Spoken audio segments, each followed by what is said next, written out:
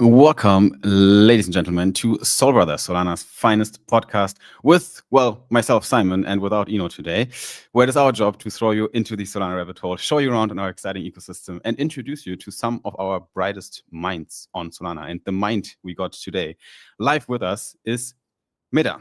Welcome to the show. GM, great intro. Love that video, and yeah, excited to be here. Let's go. Thanks, bro. Mida is definitely not your real name. I don't think that's going to be written on your driver license. Are we okay to refer to you also with your driver license name? Yeah. Dan's my name. I've doxed myself before. Okay. I think my pinned tweet, I have a video about it, but yeah, all good. Exactly. There has been a time, I think, in crypto where you haven't been doxed. I've heard rumors. Back in the day, but yeah. It's been a while. Because you've been around for a while, Dan, in the ecosystem. I give you a quick intro to yourself, and then we're gonna kick it off officially, and we're gonna dive into some parts of your backstory here because there's plenty to talk about today.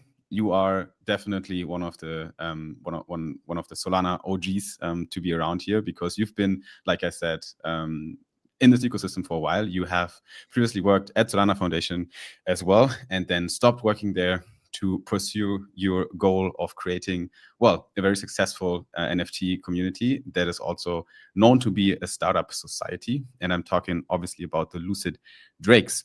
Besides that, you're also a native French speaker. You are part of the Super Team Canada. And you do also do a fair share of outdoor activities in your free time. And we know all this just from your internet presence, Mida. You do rock climbing, camping, skiing, etc., etc. Because you're not just a part of Super Team Canada. I believe you're also from that part of the world. Back in 2022, you owned a Tesla. I don't know if you still own it, but we're gonna get to that as well today. And one interesting side fact about Dan himself as well is that he actually referred to a book online called The Power of Now, and it helped him to conquer anxiety. And I definitely want to take a look at that part of your life again. And when you hear this right now, Dan, you probably thought, damn, that's been a while. I don't know when you posted about this, but anyway, we found it. Anything I said right now that isn't accurate?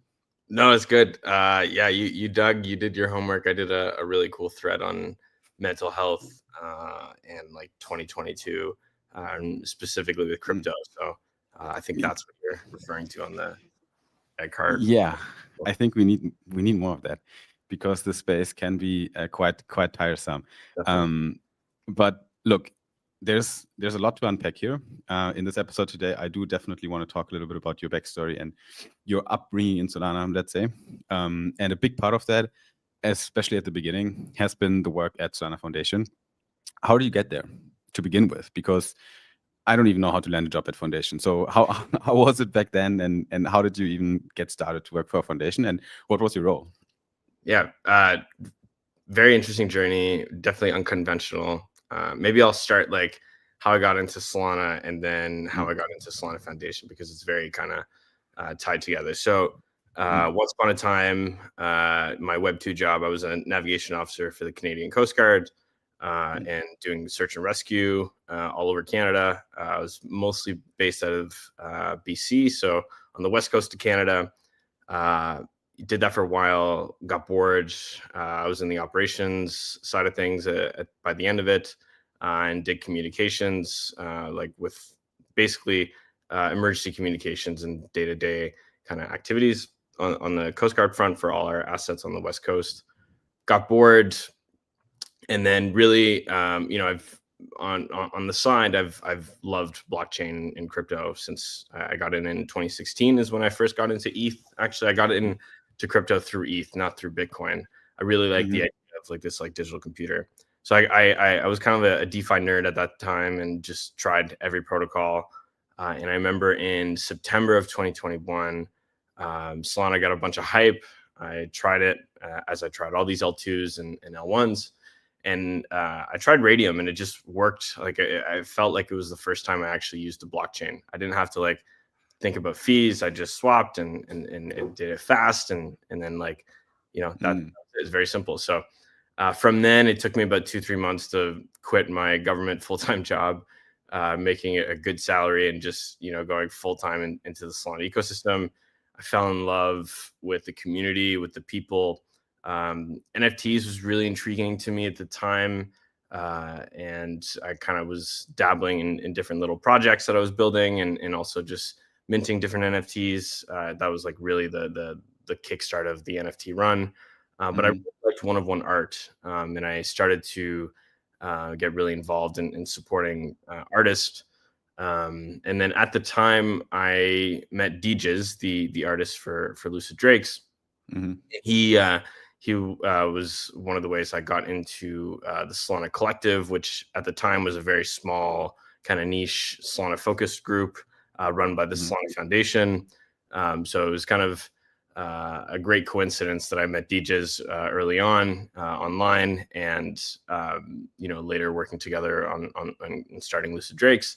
But also he got me into the collective, and he was part of Solana Foundation at that time. So that's how I got into that community.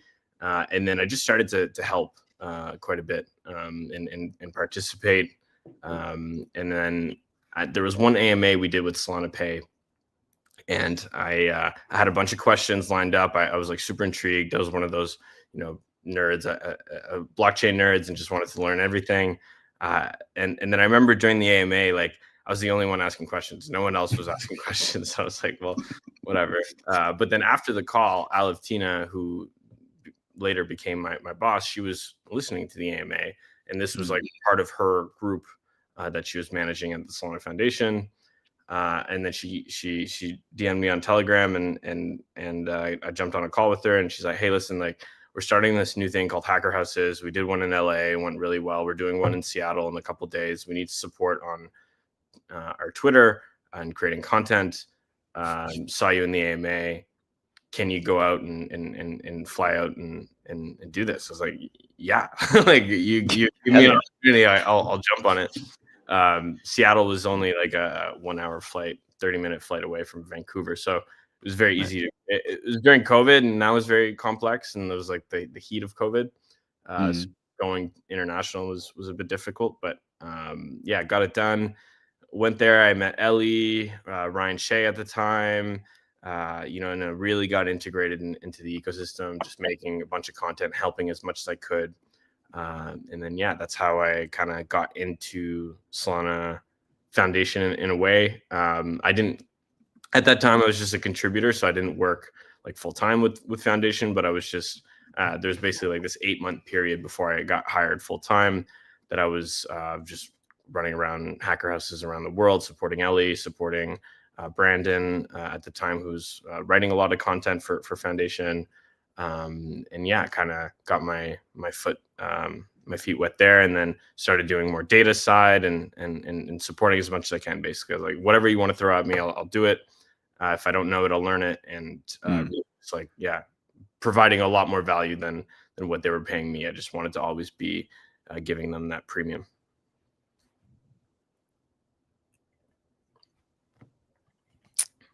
Cool. So I think then there's it's an interesting journey to think about where you basically you came out of nowhere, right? And you started to work for Solana Foundation, and that tells us I think something about work ethic as well, and how to land jobs in general. What general advice? Because the one thing you did, you tell it to us, because I extracted it already from you. But what would you say was the single most important thing, or maybe the two important things back then, from the AMA time until working there actually and succeeding at working there? What kind of qualities did you put every day into the reality to help you climb the ladder a little bit? Yeah, I think just like work ethic and being determined. Like if I just the willingness to learn. Throw any problem at me, I'll tackle it. Others have figured it out, I know I can. And really having that mentality. And also just like, they paid me at that time was a very, very low salary, or just like a monthly kind of stipend. It wasn't, but really I didn't do anything else but this. So I was like, I'm going to make sure that the money you send me monthly to go and do these things and help you guys is going to be like the most like bang for your buck.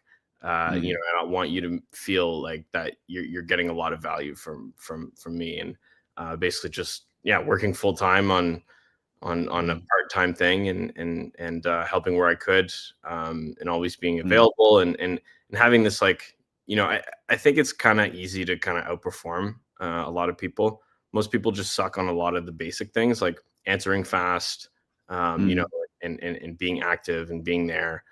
So if you do a lot of the little things really well, in details, I think kind of comes together, and you're able to kind of shine in that way, and then more opportunities, you know, will arise after. Yeah, I always say that I look for proactivity when it comes to, especially for people that want to work with me or with anyone else in this world. They're looking for a job, because being active is great. That basically means just do your job, but being proactive means going a step beyond that. So you're not just delivering on time, but you're over delivering whatever the fuck you were supposed to do. And I think that's always a great way in life to kind of get good at anything. But anyway, so you basically went from Solana janitor, that's how the role sounds like at the beginning, at least, to Lucid Drake Den Master.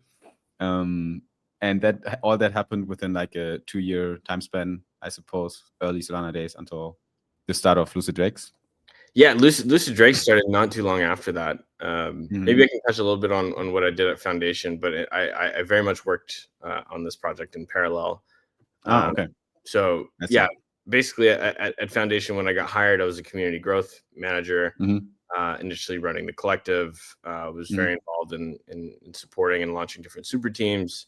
I got officially hired actually just after FTX, so like 2 weeks after. And at that time, I'm like, damn, I'm going back to Web 2. Like, this is like down bad. Like, I'm never getting a job. And they somehow hired me at that time. And it was basically like, okay, like you're on the community growth team, rebuild the community, because it just got squashed by Sam.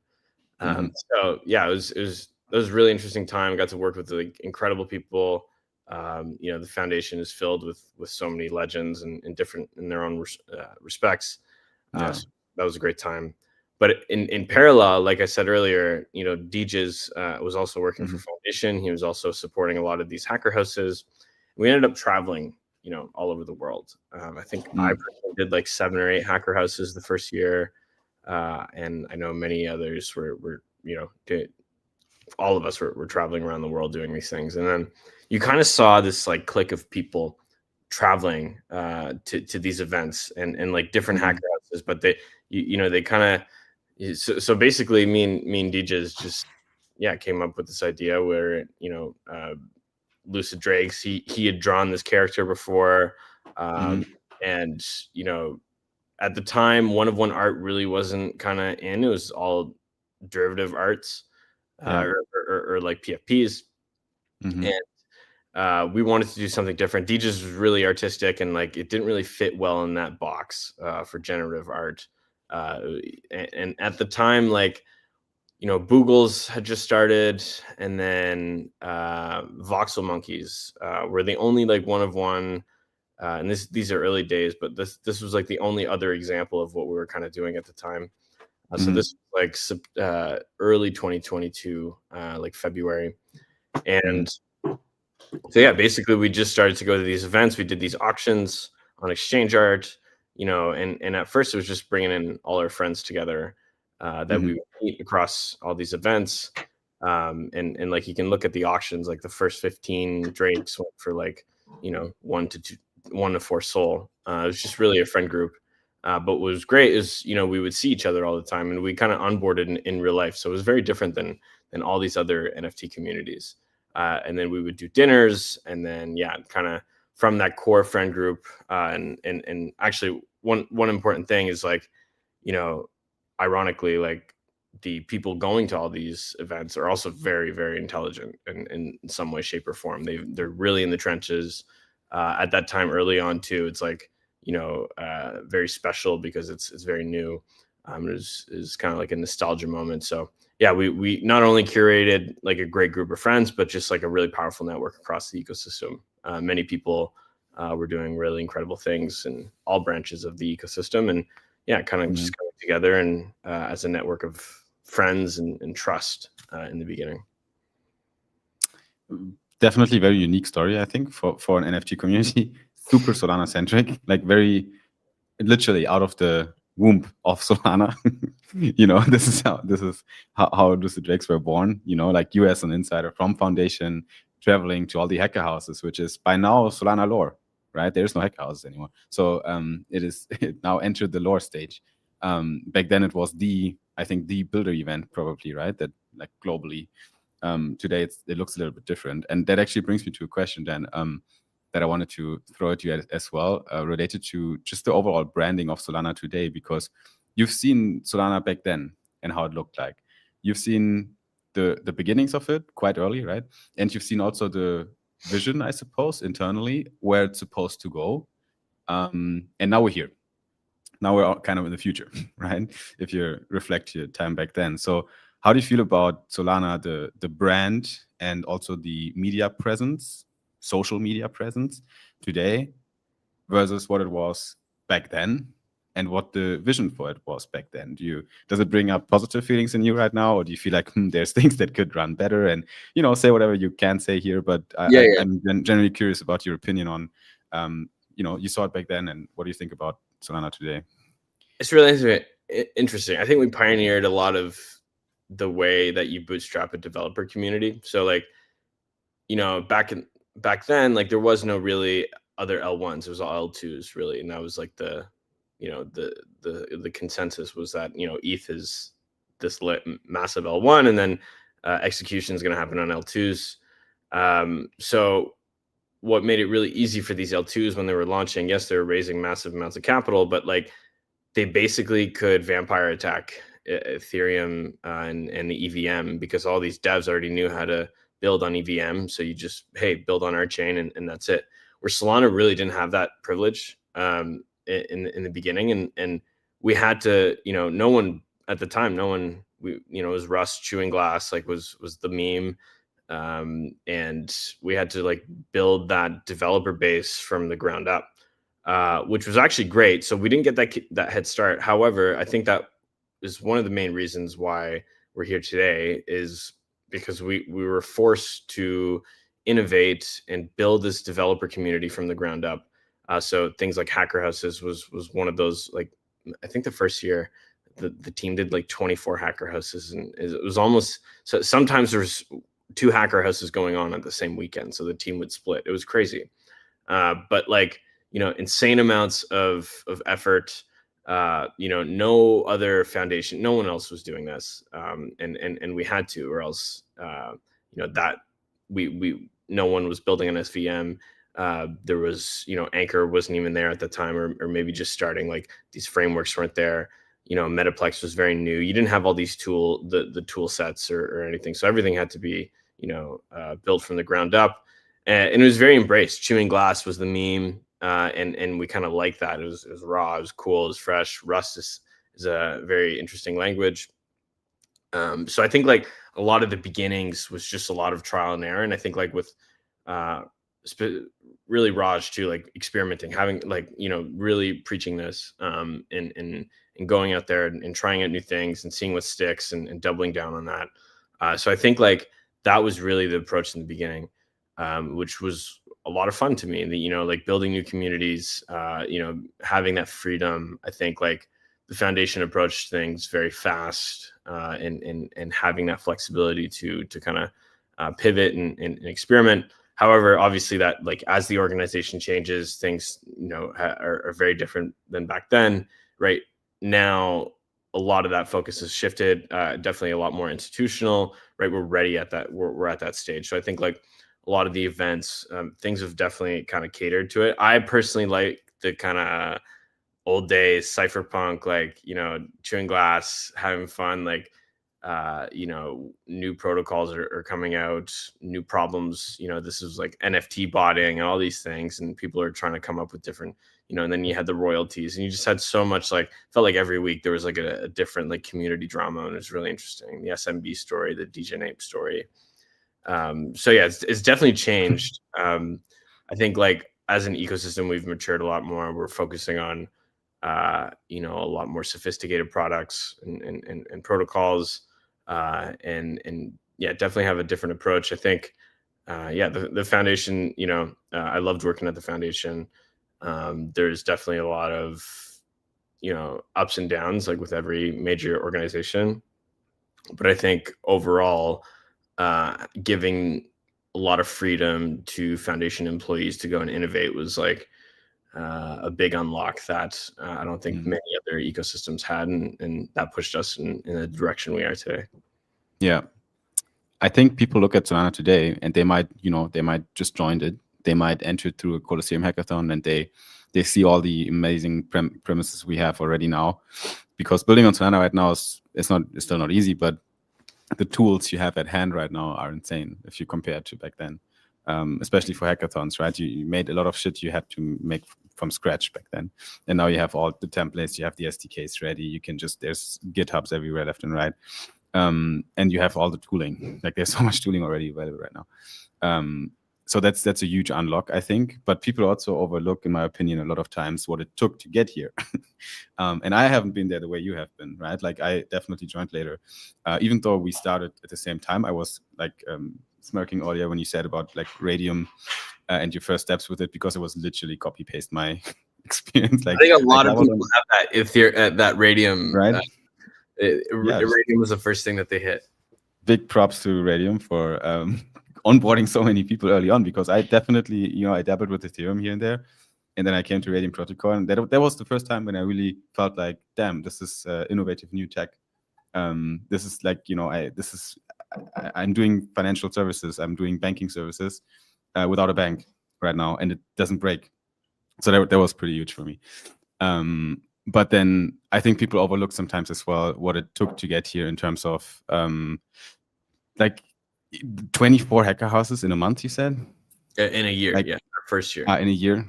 24 in a year. That means you have 2 every month, and these are 5-day events too. Yeah, and like as you said, like no other foundation did that. And there's those IRL events are still until today what keeps shit together, isn't it? Yeah, honestly, like the IRL that like I said earlier, Lucid Drakes were born from the IRL events, so it's like yeah, I that's definitely like one of my favorite parts, and I want more of it for sure. Yeah, no, that's for sure. But then, okay, so we kind of learned a little bit about the foundation times and your kind of growth stages over there until you made it to the den. You made a clean cut at some point where you decided, okay, I'm going to pause whatever I'm doing with, or stop whatever I'm doing with foundation, and going full in. So you literally made a decision to do full-time Lucid Drakes. Is that right? Yeah. So last December, at that time, the kind of meme internally at Foundation was like, work yourself out of a job, which sounds very ironic and horrible. But I think a lot of us kind of did that. You've seen many other people like Austin kind of pursuing 00. Chase left. A lot of And came back. Yeah, well, in a different way, but we all knew that. Whoever knows Chase, like he's just going to boomerang back into some way. He couldn't leave. He's locked in. But I'm happy he's back though. But yeah, no, I think like a lot of us, are founders at heart at Foundation. So we had a lot of, a lot of, and that's probably one of the reasons why a lot of us took initiative to do things is because we had the founder mindset. Yeah. However, as every founder, you want to be your own boss at one point and, build and think you can do better. So that's, I was at Foundation for including kind of the early time at Foundation, but 3 years, almost 3 years. I got there. I did everything I needed to do. I think really build myself professionally, and got to a place where like in a really strong network with everything I was able to accomplish. And then how can I take this and be a bit more creative, have more flexibility, and just work on the Drakes kind of full time, and not just the Drakes itself, but also just like startups as a whole, right? Like a lot of my jobs at Foundation was working with different startups. I love that side of things, the venture side of things, early, supporting go-to-market, all these different like kind of niche areas, build community building, which was like what I'm really good at, and supporting that. So kind of just, hey, I want to do more of what I love and less of what I don't. Makes a lot of sense, yeah. And I think it kind of worked out because now we're here. Like Lucid Drakes have 2 more Drakes, if I'm not mistaken. Yeah, 2 Drakes. It's been Left. long minting process, 3.5 years, but we're almost done. So obviously the first big question is when auction? I can't give you a date, but hopefully quite soon. I know it's Alrighty, I think the easy cop out, but yeah, soon. Soon. All right. It's been soon since a while, ladies and gentlemen, but I suppose we're gonna see it this year, if nothing goes wrong. Yeah, no, So this year for sure. This year for sure. here we go. Probably sooner than Okay. you think, but soon. Nice. All right. Yeah, that's good. It's already now we have an 8-week commitment. So that's what I wanted to hear. So it has been definitely a very unique journey as well, because these auctions is something that I don't know any other NFT community that's really doing it that way right now, or has been doing it that way. What made you come up with the idea of putting these one-on-one artworks on auction, doing like every 4 weeks initially? I think that was the plan. These kind of unique auctions. Why do you feel like that was a good idea back then? And what do you think about it now, reflecting back on it? Is it still a good idea? So there's definitely a balance. Looking back, I probably wouldn't change it. It's a method that I know works. However, there's definitely a lot of caveats. The first year we did an auction every week. So DJs was drawing like a motherfucker, and was 1 Drake a week for the first like 40, 50, which was crazy. And then obviously we slowed down. And like price points are different. There's no NFT market right now, so it's very difficult to kind of launch in these markets. However, I think the value proposition of what we have is very different than most NFT collections. And I think that's probably one of the reasons why, regardless of the NFT market, we've still done really, really well. And still doing well. But what's the highest mint? What was the highest mint in history of the Lucid Drakes right now? What do you recall? The highest in sale, Seoul. The highest sale in Seoul. I know the highest USD value was 60. I think. Yeah. Okay. Seoul, I think like 320, something around those lines. Yeah. Okay. Makes sense. So that is 60 with 3 zeros, guys, by the way, not whatever the fuck you were thinking. It is they got pricey. So was it the auctions? Is it the value prop? What is the value prop? Why are these things so expensive? Like, make us understand, because there's people that don't know how people are buying NFTs for 50K right now. Yeah. So great question, and love the tagline of this space here. But yeah, so at the kind of core foundation, we're a deep network in the Solana ecosystem that has a lot of trust with each other. So not only are we integrated across many protocols and can access different founders, and if you want intros and all this stuff, but most of us have all met each other in person. I think last breakpoint, over half of our community was at the event, was at our Drakes on Top event. I've met every holder except for like 2, and that's very unique. So I think like we've built a really deep trust, and you can trust these people. Where in Web3 it's quite difficult to kind of get to that point. Obviously access and network. So you have some of the biggest brains in the ecosystem and just underground killers. Literally. Yeah, big brain, namely, and then just a lot of other incredible Drakes, and then so you can tap into this network, so you can kind of buy yourself into a network. If you're a founder, if you're an investor, this is like a cheat code to be able to kind of have access to kind of this industry knowledge. And then we have our events. So this is something that we've really started to push a lot more, doing larger networking dinners.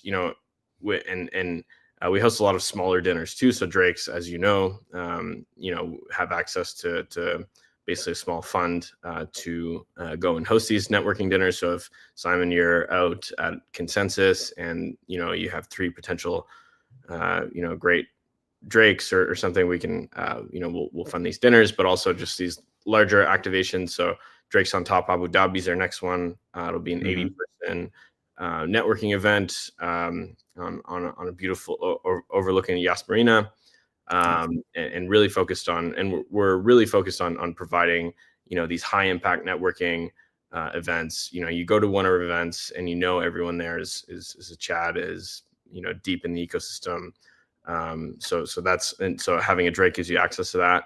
But I think like one of the more exciting things that this is something that we launched last year.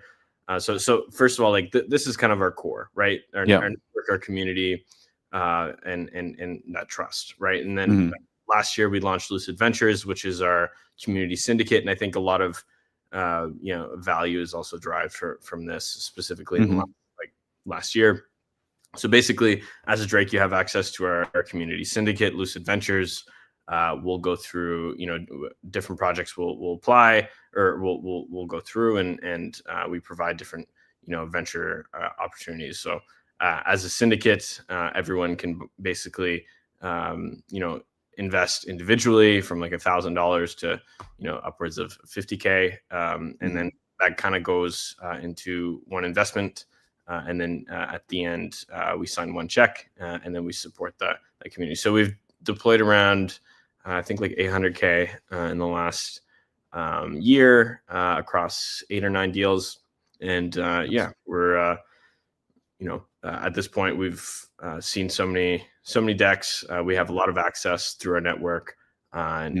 This is also a great way for, founders in the den who might not, don't have the experience as an angel investor, but want to get their feet wet or have access to these, very exclusive deals. Most of these deals are pretty hard to get in. So you get that access, you get that shared knowledge, everyone coming together on these AMAs to learn and ask tough questions. And then, hopefully, if your investment thesis is right as an individual or as a syndicate, we do quite well. And I think we've done quite well so far. So I think a lot of value comes from that. But yeah, that's cool. Kind of like the why 50K. Makes sense. Yeah, understood. Definitely a good palette of value props in there. And if it's only the fact that you have a community of 70 people you can trust, like only that alone is already very valuable. I think like one thing that's really important is just really focusing on what. So it's a lot easier when you have a smaller community, right? Drake's only 69 NFTs. So like it's much easier to do things like, do merch drops and all these things, less people to take care of so you can spoil them more. But also just like, I think what we did really well is not move too fast and try to build things that really our members don't care about. Like a lot of you guys are very busy. You're a founder, you're a podcast host, like, so you have a very busy life. Like you're not going to be chatting and saying GM every day and just being your community profile is going to be a lot different than typical Web3 community. So how can we tailor the experience to founders and investors who have a very busy life, but provide them enough value in the ways that they care in an efficient way so that they can keep going along their days. If that's with networking, if that's with great events, if that's with really exclusive great investments, these are high impact ways that I think a lot of our community members really enjoy, and kind of just doubling down on that. And a lot of these things are simple. You just really have to understand your audience and what they want out of a community like this. Yeah, because technically you're still doing that job that you did back then, just in a very different form. Yeah, just back then it was. Yeah, you have a lot more freedom, and you can create a much smaller group of because Lucid Drake is, like you said, a 69-person community. It's different than a whatever the fuck Solana is at now when it comes to community, like countless numbers. Right, it's very different approach how to approach these both styles. Like right now, it feels more like an exclusive member club. Like you're the dean of some golf club or some shit. Like where everyone by name, you shake the hands. They get their curated experience with the Drakes. But let's also talk a little bit about Lucid Drake Ventures here, because I think that's a big part right now of your day-to-day, I guess, as well. Just looking at startups, evaluating deals, getting on your hands onto deals as well, talking to the founders and so on. You're not doing this alone as well. There's like a small team around you inside of the Drakes, which is called the Council, if I'm not mistaken. That is basically. Sorry, again. Our Ventures Council and a couple other people around that will help us a lot. Yeah, makes sense. What would you say is either your or the council's most important kind of vertical when looking at the kind of sheet of what matters for a startup? So it can be product, it can be the business model, it can be the technical parts of the product, it can be the team, right? The team and the founders. It can be the go-to-market strategy. It can be the past funding history. But most times these startups are quite early, I suppose, that are coming. So if you have to pick one of these, of all the kind of criteria that you look on your DD sheet, for pre-seed early stage company building on Solana, what would you say are you guys like, or you personally, what's like the most important thing? Like if that thing is good, it probably overshadows most of the rest. Great question. First, to give a shout out to kind of this is not just me doing this. I'm one of a team. So Voshin and Vibes on the council help, and then quite a bit. And then Solana Insider is also very involved, and Amno has been helping us with kind of a lot of the reporting stuff that we recently started to do. So yeah, definitely a team, and this is not just me. And yeah, a lot of I look up to a lot of these people and in many ways. So I'm I think I'm quite good in my lane, but I also know that there's things outside of my lane, and want to surround yourself with people to kind of complement that well. So to answer your question, I think I don't know, if you want one, I think the team is the most important thing in my opinion. Because everyone has ideas. Ideas are free. You can, make a pitch deck, and try to raise a 10 mil val. A lot of people do that without previous knowledge. So, when you dive into the team, like what's their previous experience? Have they been able to execute something large and complex? Are they able to manage people? Do they, sometimes it's just this like gut feeling of like, hey, do I like vibe with this person? Do I think he's, Web3 unfortunately is can be a very toxic place. So really, seeing that, understanding like what they've done previously and how does that provide competitive advantages to, tackling the market that they're trying to tackle and the problem. I think like if you want one, I think that the person is the most important thing. Even if the idea sometimes is shitty, you can, that someone who's really determined and not willing to quit until the job's done is really what you one of the big factors you want to look for. Obviously, there's many other aspects, but if you have that, that's a very important kind of core. Because building a business in a startup is very tough in a very competitive market. You have so much capital in Web3, venture capital, and a lot of talent. Everyone's competing, so you have to really be able to handle that pressure. So I think, the team is crucial for sure. And also just like, not just as I think having a strong technical lead is very important. Oftentimes I've seen like kind of these ideas and then they don't have a technical lead. They've outsourced the dev shop, the dev work, and that doesn't really give you the same kind of depth, especially if it's a technology first company. Having a really strong CTO and developer background is super key. Yeah, makes a lot of sense. It resonates a lot with me. Like there's like one conversation that it was years ago, and it's still stuck in my mind a lot with a business angel that I'm not even in touch anymore right now. But he said something to me that just stuck, and I asked him the same question in just in a casual conversation. I was like, hey, what do you look for in a startup? And the only thing he said was like, you just look for persistency, really, for like consistent, progress. And it goes up and it goes down, but I want persistency. And persistency is nothing that's baked into the product or the tech stack or your GTM or the business model. No, it's in the founder, right? It's in the people that are behind it, because there has been probably no single startup that is a unicorn now that hasn't pivoted at least once. And successful founders, they can pivot their way into success, whatever the fuck it takes.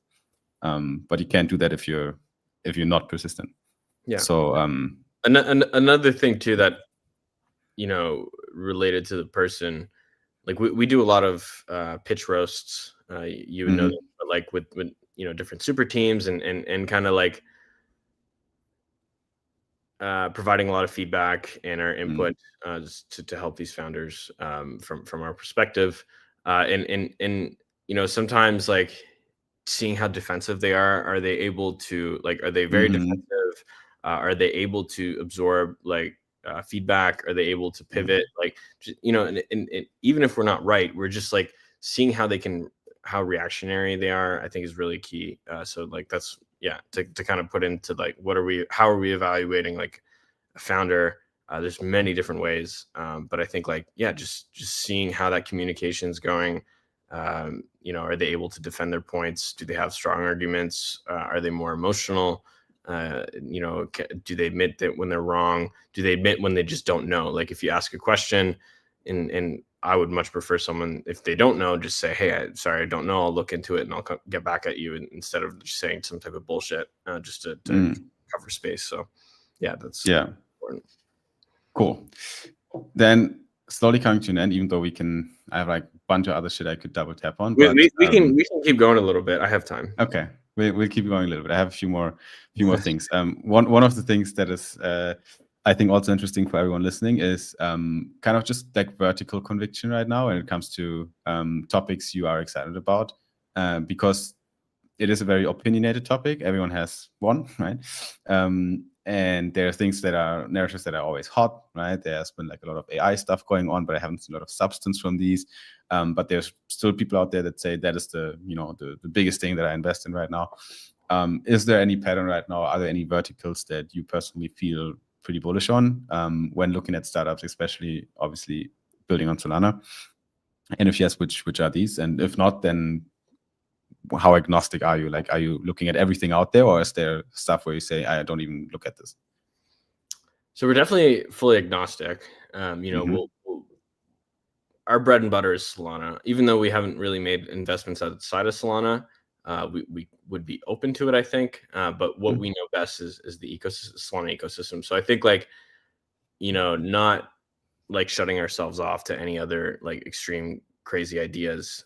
Even if there might not be a market for it, just being open to ideas is important, because like I have my own kind of thesis and general categories that I love to, that are more interesting to me than others. However, I know I'm not always right. The market changes, so being like adaptable and receptive to that is super important.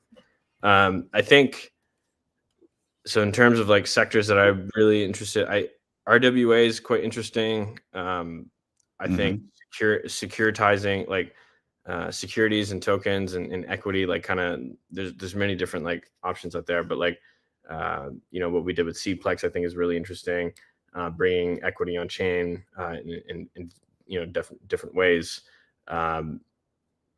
RWAs in terms of like bringing other assets on chains, that can be debt, that can be different types of stable coins outside of USD, that can be other investments. Like I think like that market, it's tough because you really like, why are we bringing these on chain, right? And is there a market on chain for these types of assets is a bigger question. But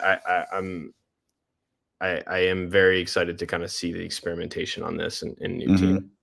Liquidity provisioning is also kind of interesting to me. I think there's many different types of kind of, you have AMM, CMM, like, order books, and then, how can, for example, like one of our investments, like DeFi Tuna, provided leverage liquidity. So you can, manage your liquidity position significantly better, which is quite interesting. I think those are, interesting. Consumer product is also interesting. A lot of these markets, though, are still very new and is kind of tough to see. I think like when a market's really hot, for example, like prediction markets or stable coins, for example, right now, or perp dexes, there's so much competition there, and it's like early move advantage is very real. So at this point, it's very difficult to beat Hyperliquid or drift. So you perp side. You're basically saying that like perp dexes or any kind of stablecoin related protocols right now are already fucking like nailing it. There's already a lot of competition out there, and like a new entrant right now would have a really hard time. Like if someone pitches to you new perp dex right now on Solana, you'd be extra suspicious. Well, it's not just extra suspicious. It's just like if you look at like a lot of venture capital is flowed into that. There's a lot of different teams that are trying to tackle the same problem. You know, there's a lot of competition. Your chances of success is significantly lower. Where like if you look at like emerging markets that don't have those players that have disrupted and at the top, like you have it might be a bit riskier of a bet in terms of the market. Like, is the market going to be there, right? Like with perp dexes, we know the market's there. Like this is something the market wants. Right? Yeah, launch pads. But we have enough launch pads. I've seen way too many launch pad pitches. Everyone has one.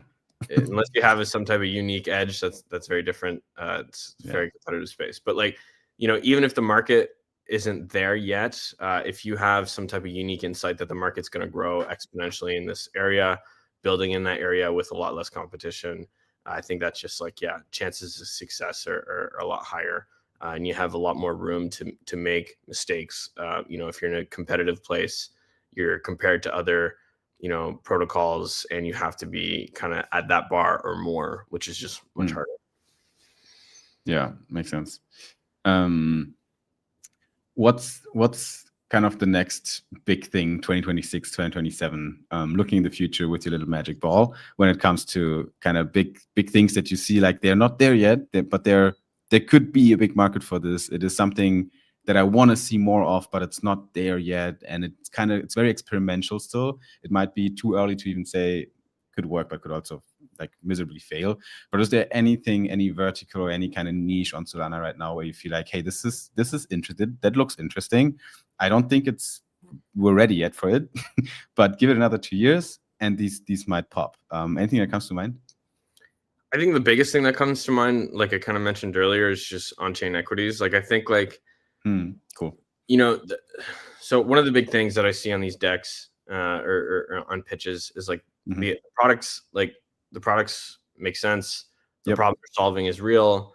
And then they come in with this like bullshit token, and like the token makes no sense. And it's like, in TradFi or in like Web2, like they're not thinking about different incentive models for their equity. They're just using it to raise, and then you own the business.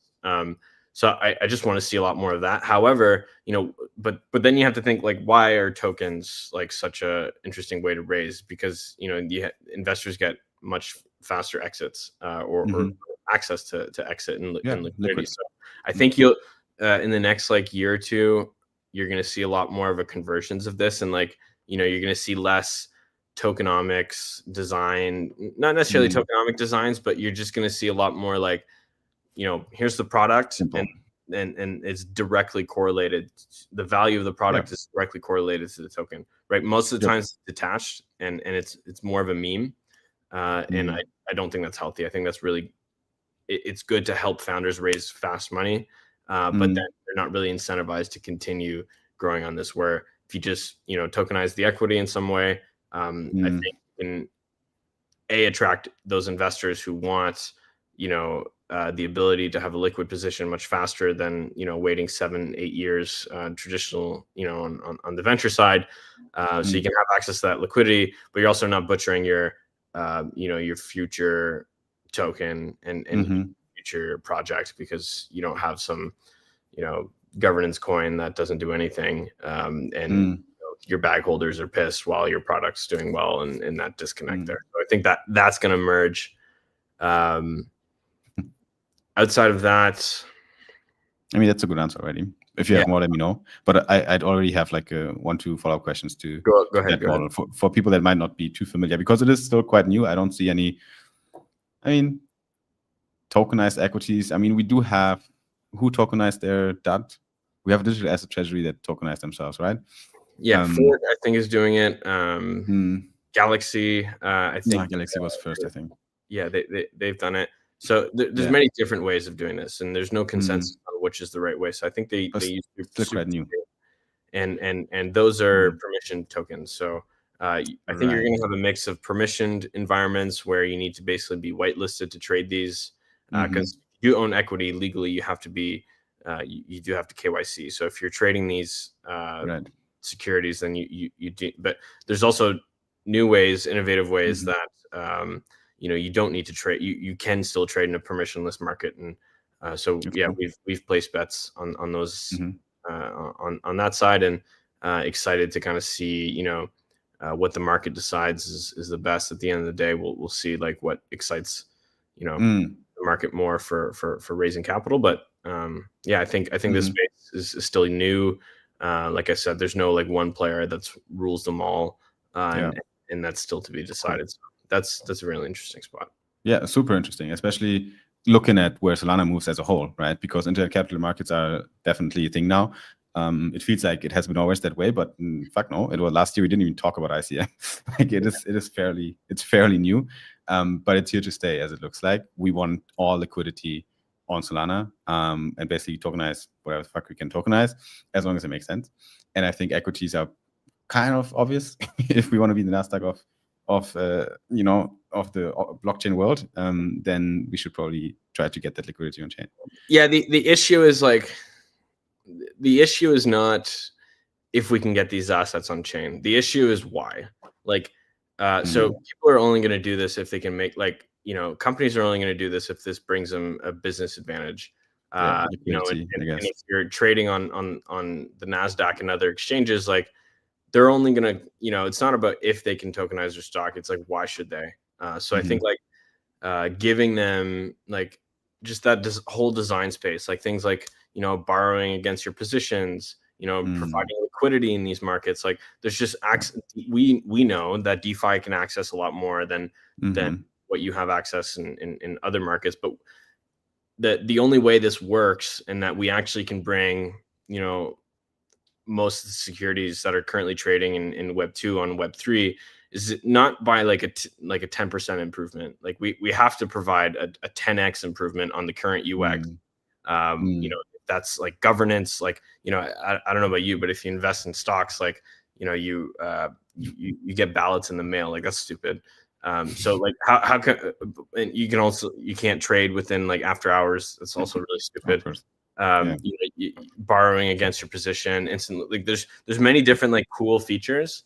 I'm hoping that everything as a whole it provides that 10x. I think we're still like in the early phases, so providing more utility to these things. But I think if we can provide a 10x experience on holding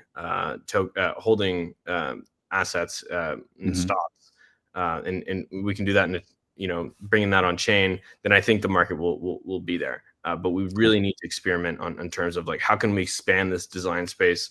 How can we make holding securities and stocks on Solana not just cool, novel, but like a much better experience than what traditional brokerages are offering?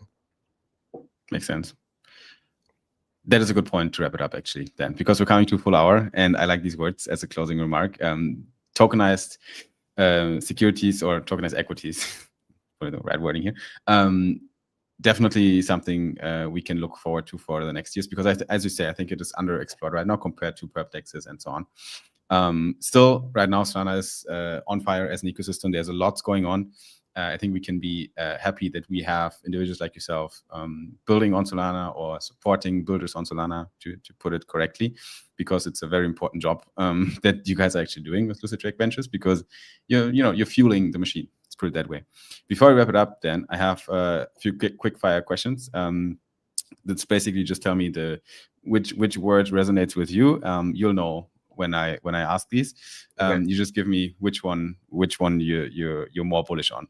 Okay. First one is multi-chain versus chain agnostic. So it's the same shit. It is chain agnostic versus single chain.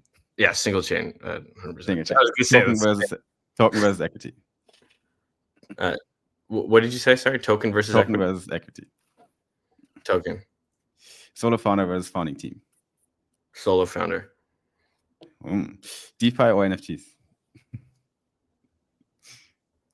Yeah, I love NFTs. Yeah. I love NFTs. You got it. Spot decks or perp decks? Spot.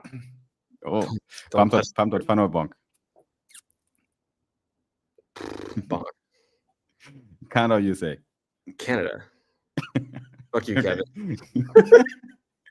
That was it. Good choice. Solo founder is an interesting one, by the way.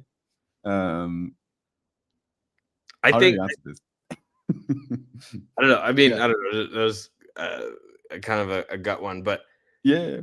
I think What did your gut tell you when you said solo founder in that specific? because when you have one, you need one person, in my opinion, to just have this like insane vision and drive and be able to communicate that. Obviously, there can be more people in the founding team, but I think like you know, it can't be three people kind of balancing each other off. There should be one that kind of sticks out, and one that makes the decisions, one that makes the vision. Here's the goal. Here's what we're trying to work for. If you have more than some, it gets inefficient. Well, yeah, it's just like you have more cooks in the kitchen, and like they might not agree. Not to say it can't work. I just give me one fucking amazing founder. I'll take that. Cool. All right, guys, you heard it. You know what counts for Meta. You know what counts for Lucid Drake Ventures. If people want to find more about yourself, they can obviously go to Twitter at MetaPsilo. That is PSILO. That is your Twitter handle. So please, guys, follow Meta or Dan on Twitter. That's also where you will find the Lucid Drake's account as well, with all the links in the link tree for submission form or Lucid Drake Ventures, or even if you want to take part in one of these amazing auctions. If you have a bit of free money laying around in some corner, then stay tuned. In the next 8 weeks, there will be another auction. We're gonna nail down on this, Dan or DJs. I don't know who's lacking here, but we're gonna see. Gotta get drawing. Let's go. Yep. You gotta get the job done. Dan, it was a pleasure to have you here. Thank you so much for joining Soul Brothers today. If you are listening out there, make sure to subscribe to our YouTube, because we are shipping a lot of content these days, and there's gonna be many more amazing interviews. So do us a favor, and do also the amazing guests like Dan the favor. Follow Soul Brothers on YouTube, and make sure to tune in to the next one. Thank you so much for listening, and we'll see you at the next one. Bye-bye. Thank you. Awesome. That is a cut. We're still live, so we have a few Drakes here in the comment section. I don't know if they're still here, but C5 says, when next auction? I hope you answered that question for you, my friend. Drake's on top as well. We have Vlogs in the house, obviously, because he's always there. What up, Vlogs? Super Simon also tuned in here. Jam Simon. I was thinking to rename my handle to Solid Simon, just as a pun on Super Simon. But then I was like, yeah, no, I'll stay true to myself. Drake's dinner is the alpha. And Mladen says, one of my favorite people out there. Go on, gents. Nice. Thank you so much. Good people. Okay, great. Guys, we're also going to go offline here. Or do you want to have anything else to say? Are you good? No, man. I'm about to hit the gym like you. So let's go. Okay, I won't hold you back from that. So, guys, we're ending the stream. Thank you so much for tuning in as well here on the live stream. And you have a good day or a good night or wherever the fuck you are. So, bye, stream. Peace out. And